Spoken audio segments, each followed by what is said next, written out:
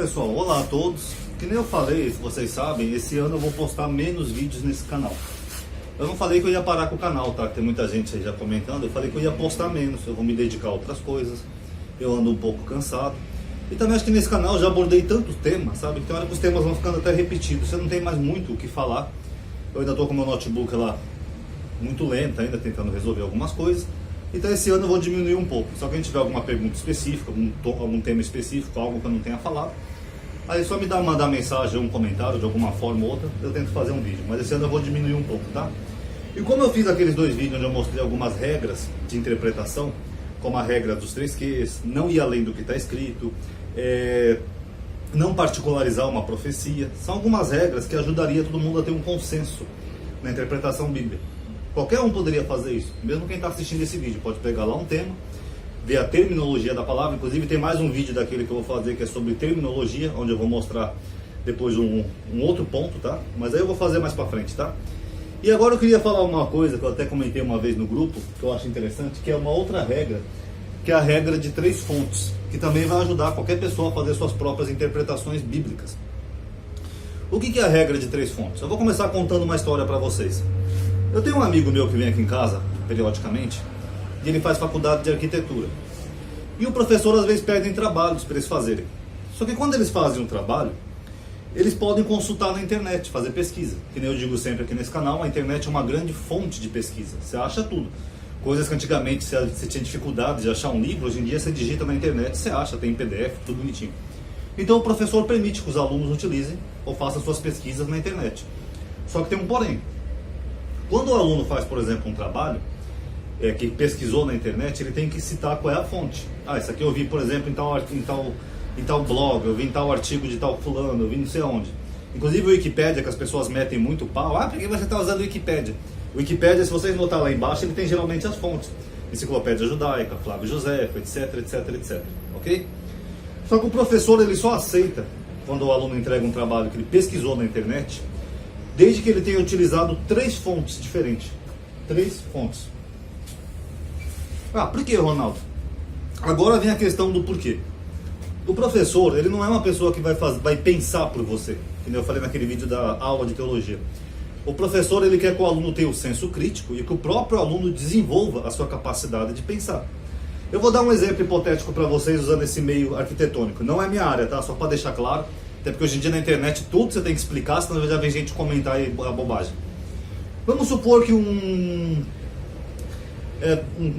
a cidade tem um projeto de fazer um estádio de futebol, mas eles querem um estilo grego, um estilo romano, que nem os romanos faziam lá o Coliseu. Ah, nós queremos um estádio que lembre Roma. Aí o estudante vai lá e pesquisa numa fonte, vamos chamar de fonte A. O doutor, o arquiteto daquela fonte A, ele acha que seria melhor sim fazer no estilo exatamente como os romanos faziam, com aquela pedra, o concreto romano. Por quê? Porque é mais duradouro. Se você pegar o Coliseu, ele tem mais de 2.000 anos, está de pé até hoje.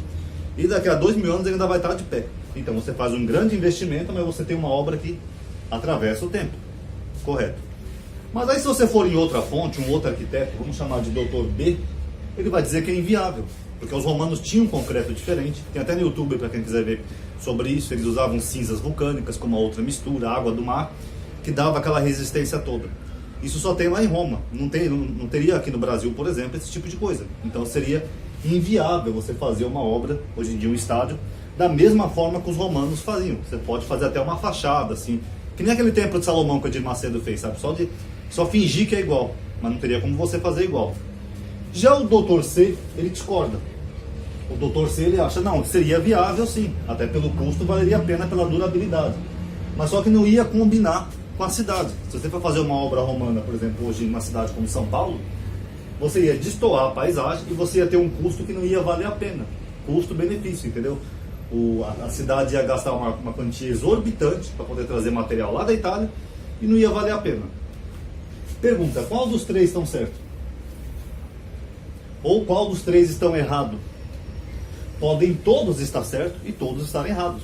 Certos em alguns pontos e errados em alguns pontos.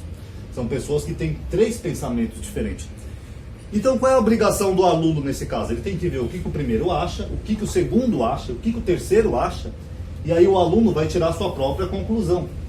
Olha, professor, eu analisei os 3 peritos da área, tá, das 3 pessoas que estudaram sobre isso antes de mim, e eu concluí que realmente não ia valer a pena, apesar de ter uma durabilidade maior, mas o custo não seria vantajoso.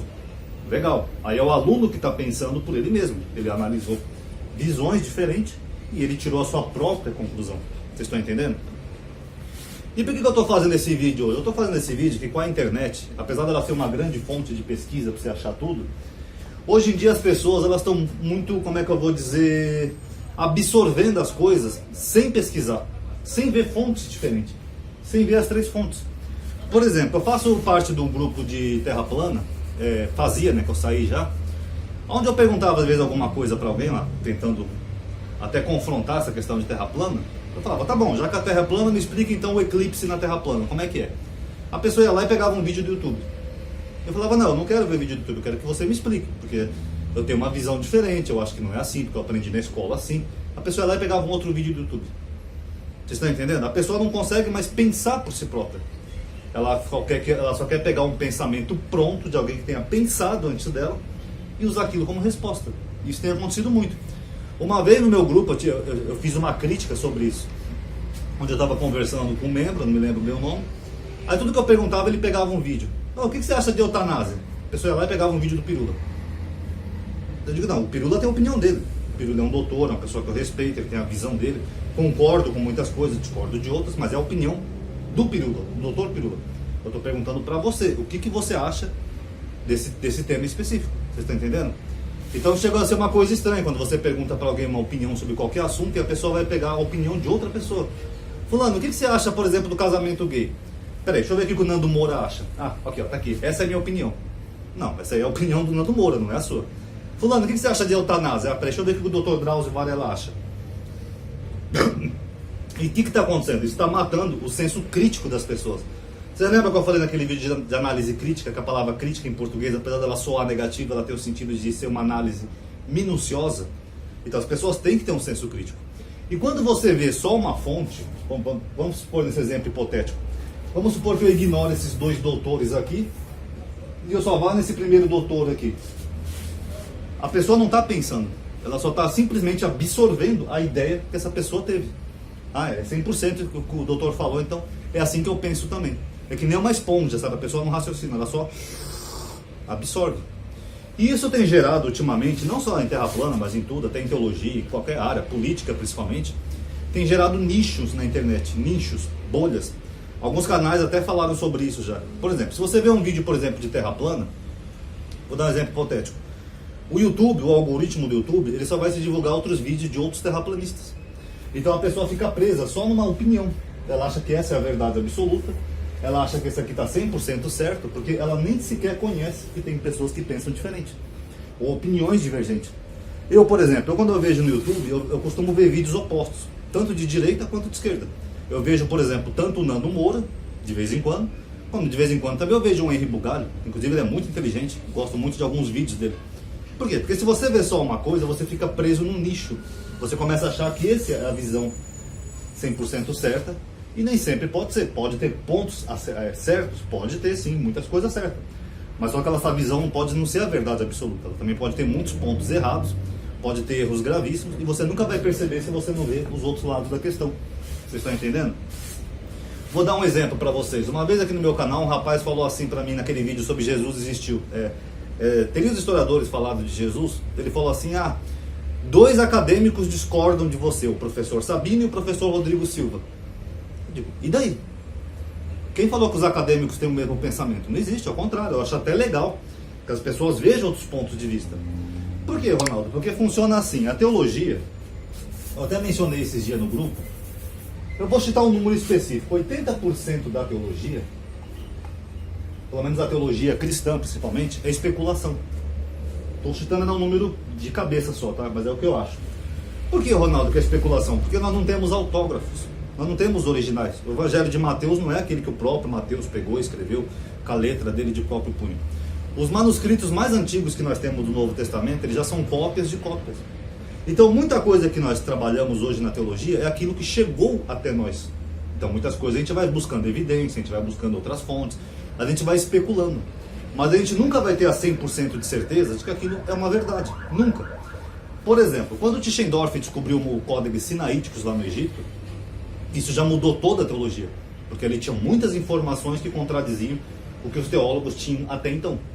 Aí o Tischendorf ainda fez um trabalho, né? Ele foi no Vaticano, viu lá, teve acesso a manuscritos antigos e ele fez um trabalho de aparato crítico. Ele escrevia até na mão, na roupa, em tudo, no corpo, para poder fazer uma comparação. O trabalho dele é usado até hoje, né, como aparato crítico, inspirou inclusive as Bíblias modernas, como a Bíblia de Jerusalém, e algumas Bíblias de estudo, como a Bíblia de Genebra, também utilizam um pouco do aparato crítico do Tischendorf. Então, antes do Tischendorf, a teologia ela tinha uma certeza absoluta, não é assim, assim, assim. Depois que teve todo esse trabalho dele, eles tiveram que ver que não era bem assim como eles pensavam, porque eles tiveram uma informação diferente. Inclusive isso é até a ciência, né? A ciência trabalha assim. Se você tem uma informação que contradiz aquilo que você tem como verdade, você tem que analisar aquela informação nova. Você não pode ter uma verdade absoluta. E o mesmo vale na teologia. Por exemplo, você tem 3 especialistas. Você tem, por exemplo, o Rodrigo Silva fala que Jesus existiu e tem evidências. Ok, que para eles são evidências fortes que comprovam a existência histórica de Jesus. Você tem um Sabino que diz o mesmo: olha, eu não sou cristão, mas eu acredito que Jesus existiu. Tem algumas evidências que me levam a crer. E tem o meu trabalho aqui que eu digo: olha, eu discordo, eu não fui convencido por nenhuma evidência que Jesus existiu. Qual dos 3 está certo? Ou qual dos 3 está errado? Então a pessoa tem que ver sempre 3 fontes. Porque nenhum de nós 3 pode arrogar ser o dono da verdade, até porque nós trabalhamos muito em cima de especulação. E se amanhã ou depois descobrirem, por exemplo, lá em Israel, fazendo uma obra lá, de repente eles descobrem um outro códice mais antigo? Entendeu? Tudo isso que a gente já passou aqui no canal, que já foi mostrado, a gente pode ter que jogar tudo fora. Não só eu, esses outros também, Rodrigo Silva, Sabino, professor Jonathan, qualquer outro teólogo. Imagina que a gente ache um outro manuscrito mais antigo, um códice completo do Novo Testamento, e que tem um monte de informação diferente. Vamos ter que jogar muita coisa fora. Falar, puta, estava tudo errado. Vamos ter que se dobrar a nova evidência descoberta. Agora, como isso é só uma situação hipotética, como por enquanto nós não temos nada descoberto novo, a gente trabalha muito com isso aqui, ó, especulação. Quem está certo? É o Ronaldo que está certo aqui no canal dele? Análise crítica? Não. O Ronaldo só faz uma análise crítica baseada no que o Ronaldo tem hoje, 2019. Agora, é só uma análise baseada naquilo que a gente especula, aquilo que a gente tem de mais próximo, mais antigo. Então muita coisa realmente não vai ter. A gente não vai ter como afirmar 100% de verdade. É por isso que eu sempre falo no grupo que as pessoas devem ver outros canais, devem ver outras fontes, porque aquilo que eu transmito como conhecimento é só a minha fonte, eu sou só um de vários. Agora, tem outras pessoas que pensam diferente e tem outras fontes, entendeu? Então, só para finalizar esse vídeo, eu recomendo que vocês façam isso sempre. Vejam também outras fontes e outras informações, que aí vocês podem tirar suas conclusões. Será que teve um Jesus histórico? Será que não teve? Você tem opiniões diferentes. Tem até um provérbio judeu que fala assim, onde tem 2 judeus, tem 3 opiniões diferentes, né? Que seriam 3 fontes. É a mesma coisa.